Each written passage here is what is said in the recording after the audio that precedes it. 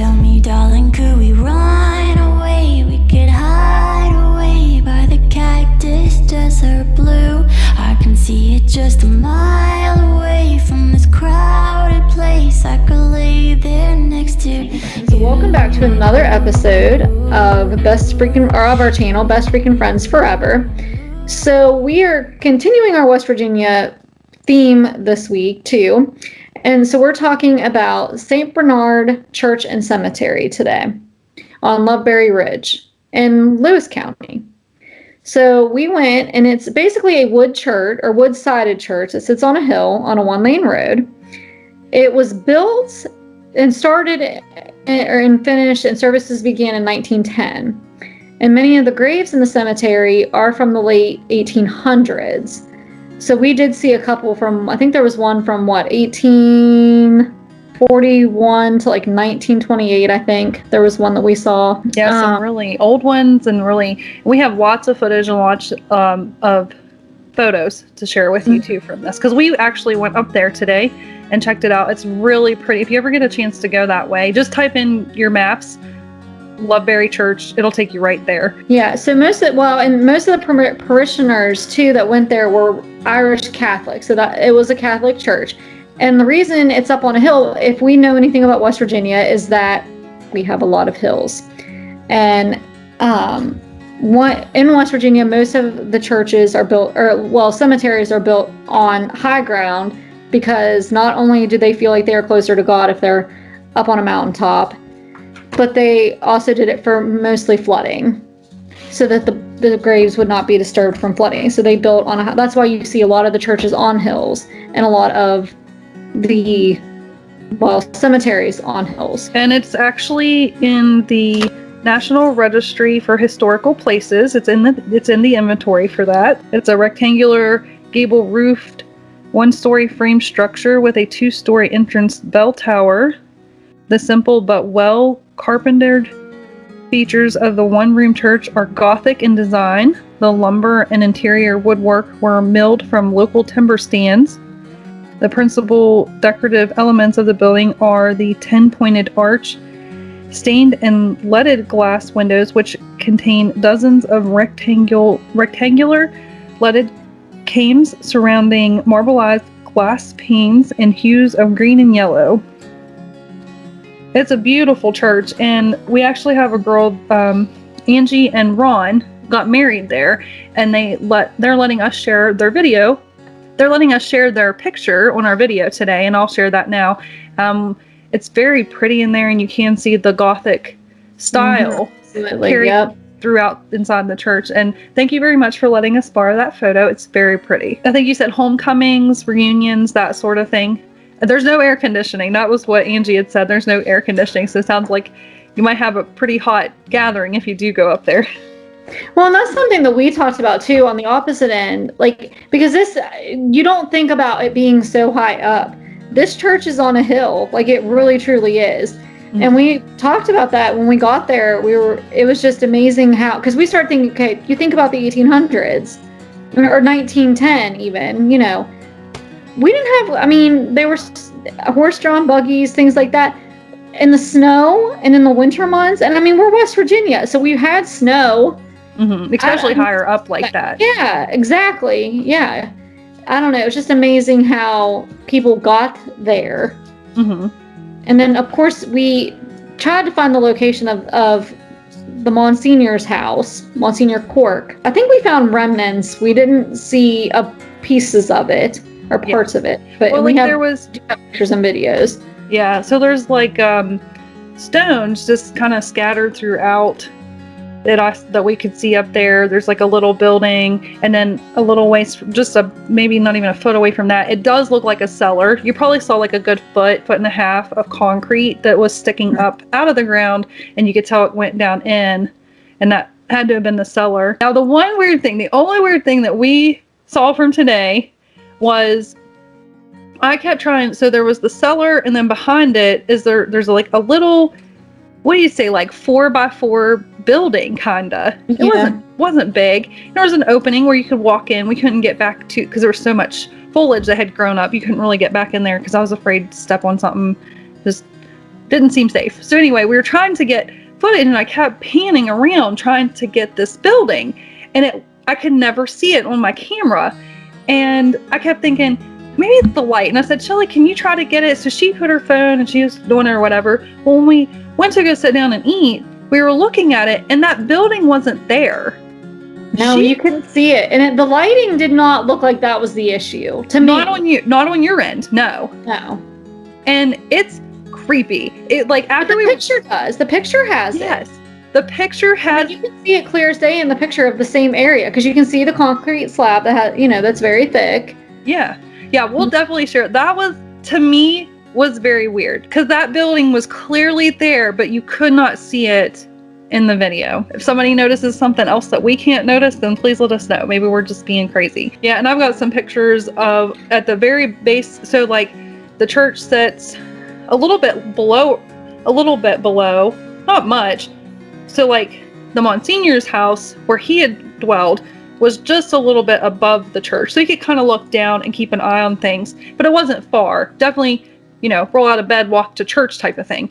But there were some stones that you could tell kind of had over the time had just kind of slowly, what 3 stones? So like as you're trying to walk up to that little knoll, Thomas Quirk was the priest there for the last 53 years of his life. Mm-hmm. He was born March 7th of 1844, and he was ordained August 31st of 1870.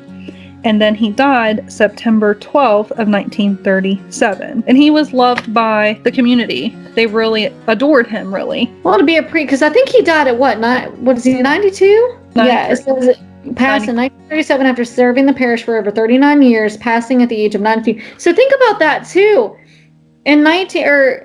Passed in 1937 to be 92 and I didn't even think about that earlier. I still don't understand. In 1937, like to me that's huge. I still don't understand how he walked up that hill. Yeah, I mean, people back then did not live that long. I mean, that their life and stuff, especially men. Men especially did not live that long back then. The most important of the cemetery's monuments is the one marking the grave of Father Thomas Quirk, builder of St. Bernard's and a legendary figure in central West Virginia. Father Quirk is buried in the shadow of a monumental cast metal Calvary that is painted white. The memorial has occasionally been mistaken for marble. So where the story really gets interesting is about John Kennedy. And don't mistake this for JFK, because this was way before his time. Oh, yes. This was what, 1853 when he was born? 1853 when he was born? Yep, he was born in Virginia. And it is said that he committed suicide in 1872. So keep in mind with that the Catholic Church, especially back then, that was a mortal sin. I mean, you were unable to have a funeral mass, you were not buried in the cemetery, and since he did commit suicide, it was impossible for his remains to stay in St. Bernard's Cemetery. So that's where the whole legend or the whole thing with it being haunted or having issues gets started. Yeah, like you said. So his family were people of wealth, and they made it possible to have a large marker within the fence. And we have footage of that where you can see there's the fence. Right beside the fence is his marker, and then probably a good 8 feet or so away starts another line of markers.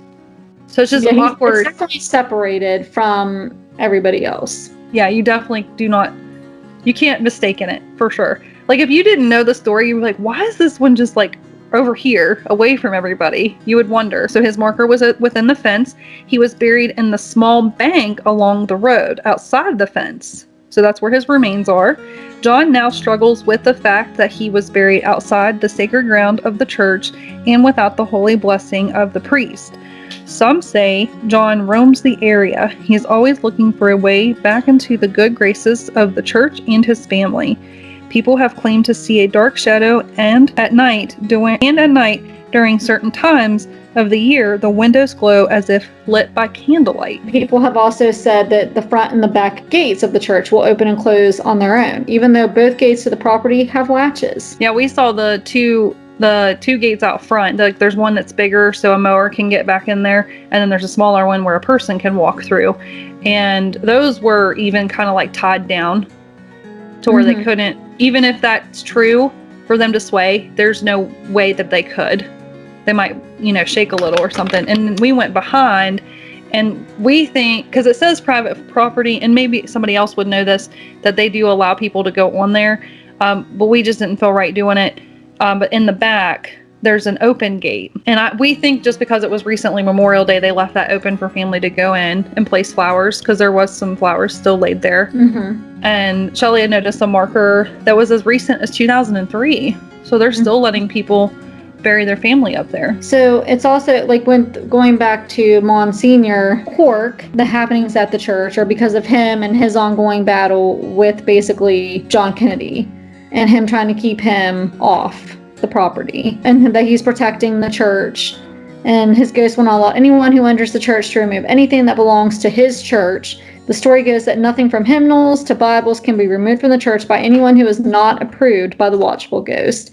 And a lot of people say that if they attempt to move the altar Bible from the church, the book gains weight as the uninvited guest progresses down the aisle of the church. Finally, the book becomes too heavy to carry and drops to the floor where it is impossible to be moved. In the last few years, the caretakers of the church have also added a watchful eyes of the security cameras to prevent unwanted intruders from entering the church.